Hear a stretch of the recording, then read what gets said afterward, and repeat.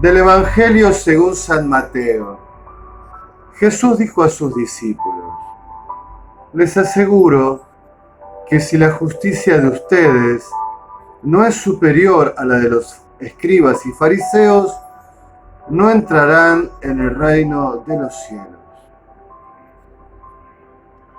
Ustedes han oído que se dijo a los antepasados: no matarás, y el que mata debe ser llevado ante el tribunal. Pero yo les digo que todo aquel que se irrita contra su hermano merece ser condenado por un tribunal, y todo aquel que lo insulta merece ser castigado por el tribunal, y el que lo maldice merece el infierno. Por lo tanto, si al presentar tu ofrenda en el altar te acuerdas de que tu hermano tiene alguna queja contra ti, deja tu ofrenda en el altar. Ve a reconciliarte con tu hermano y solo entonces vuelve a presentar tu ofrenda. Trata de llegar enseguida a un acuerdo con tu adversario mientras vas caminando con él. No sea que el adversario te entregue al juez y el juez al guardia y te pongan preso. Te aseguro que no saldrás de allí hasta que hayas pagado el último centavo. Palabra del Señor. Gloria a ti, Señor Jesús.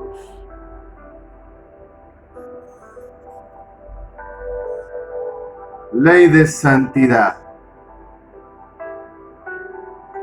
La ley de la santidad de vida. Les aseguro que si la justicia de ustedes no es superior a la de los escribas y fariseos.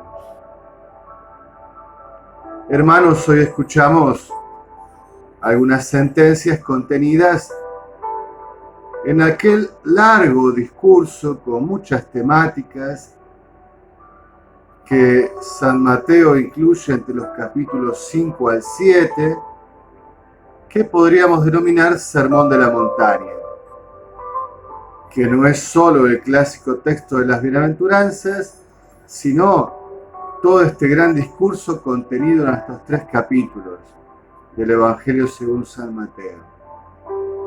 Y hoy pasa por temas distintos: la relación fraterna y un no matarás interpretado con gran agudeza.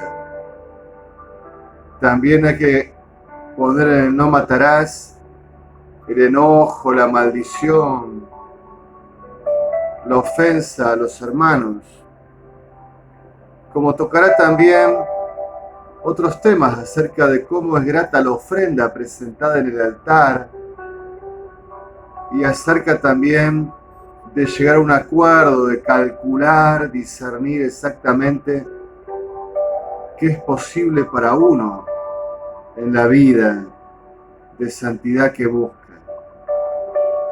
Pero yo englobaría todos estos textos, sentencias, bajo esta indicación: el Señor quiere de sus discípulos una justicia, una vida penitencial, un modo de vivir superior al de los escribas y los fariseos.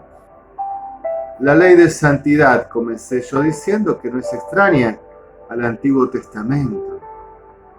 Porque yo soy santo, tu pueblo mío será santo. Si yo te elijo y te consagro, la santidad es la norma, es la clave. ¿Cuál es la dificultad con la justicia de los escribas y los fariseos? El problema de fondo es un legalismo humano que distorsiona, que busca excusarse o malinterpreta la ley de Dios.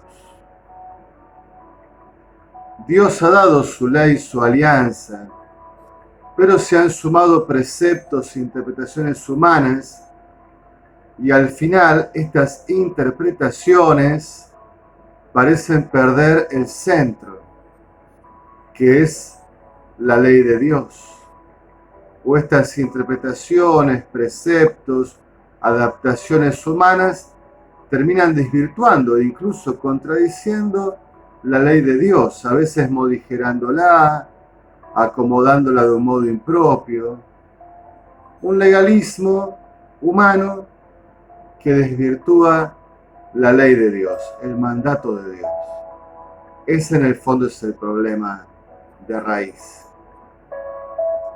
Y entonces le pide a sus discípulos salir de esos legalismos humanos, de esos modos excesivamente naturales de pensar y de obrar y de discernir y de sentir, para volver a conectar con la ley de Dios, con su alianza, con el centro de su mandato.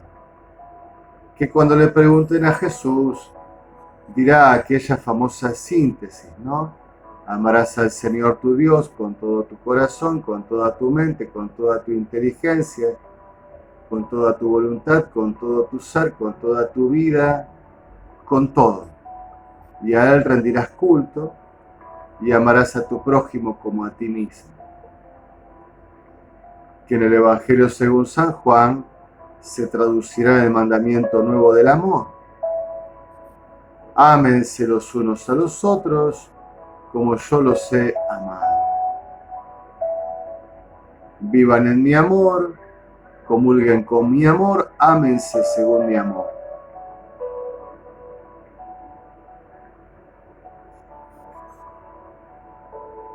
¿Cómo podríamos aplicar este Evangelio al hoy? Bueno, en lo personal, te dejo a vos la tarea.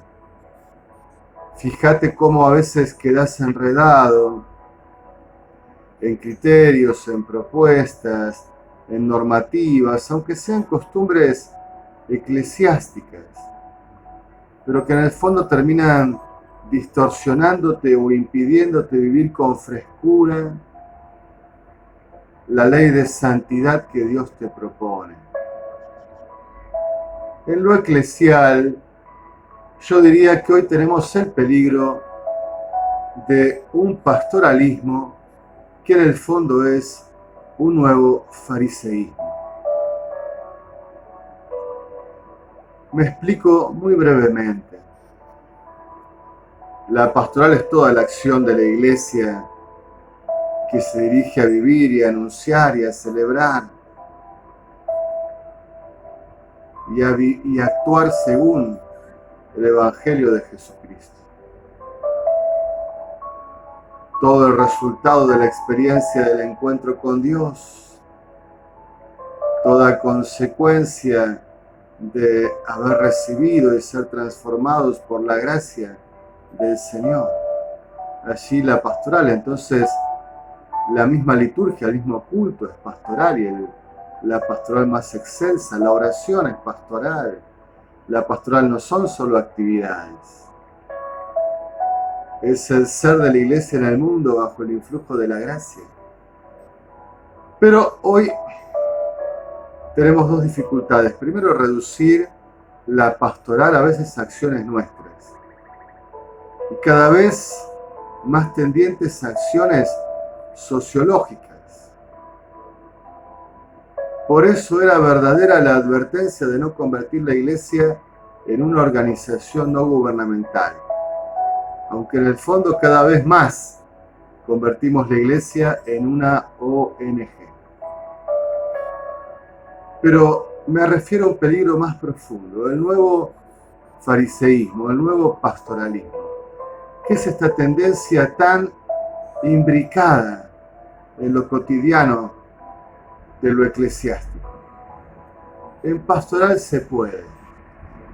Y entonces, si la palabra de Dios dice algo, la revelación afirma tal cosa, si la contemplación del misterio, si el estudio de los santos padres y de la iglesia antigua si el magisterio de la Iglesia, si el Código de Derecho Canónico, si las normas de la liturgia, en fin, si en algún lado se dice algo, en la pastoral podemos contradecirlo, podemos acomodarlo, podemos adaptarlo.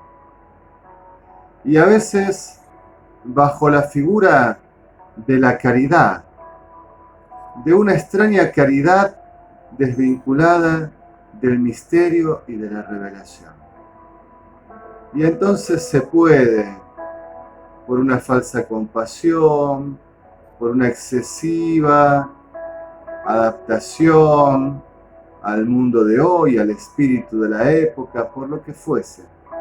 En la pastoral se puede saltearnos la revelación, la ley, las normas, y entonces la pastoral es fuente de un montón de costumbres nuevas, de legalismos nuevos, de marcos de acción, de praxis, que tienen libertad sin fundamento. O sea, se pueden desligar de todo el fundamento y con total autonomía generar pautas distintas, normas distintas, leyes distintas, criterios distintos. Y entonces la liturgia va por un lado, la pastoral va por el otro.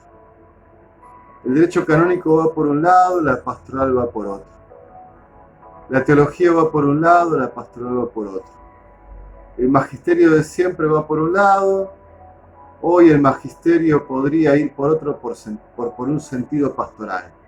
Por un nuevo sentido pastoral inventado, que ha crecido así novedoso, no sabemos de dónde, de inspiración desligada de 2 milenios de la Iglesia, por ahí. Yo les advierto que eso que a veces llamamos pastoral, nuevas pastorales, adaptación pastoral, puede caer en el peligro de un nuevo fariseísmo. Y habrá escribas también, porque siempre hay teólogos que intentarán justificarlo todo, proponerlo todo, fundamentarlo todo. Pero tenemos que preguntarnos, estas pastorales novedosas, estas nuevas formas de comprenderlo todo, de la Iglesia en el mundo, que terminan contradiciendo a veces 2 milenios de Iglesia. Ya eso debería hacernos ruido, ¿verdad? Que de pronto nos sintamos libres para contradecir 2 milenios de Iglesia. Bien, estas nuevas pastorales, estas creatividades sorpresivas, estas invenciones tan progresistas, no serán un nuevo fariseísmo, no serán puro precepto humano que termina desvirtuando o alejándonos de la ley de santidad de Dios. La pregunta queda en el aire. Yo tengo una respuesta personal, pero no quiero inducírselas a ustedes, solo hacer la pregunta. ¿No será este pastoralismo actual un nuevo fariseísmo? En alabanza y gloria de la Santísima Trinidad.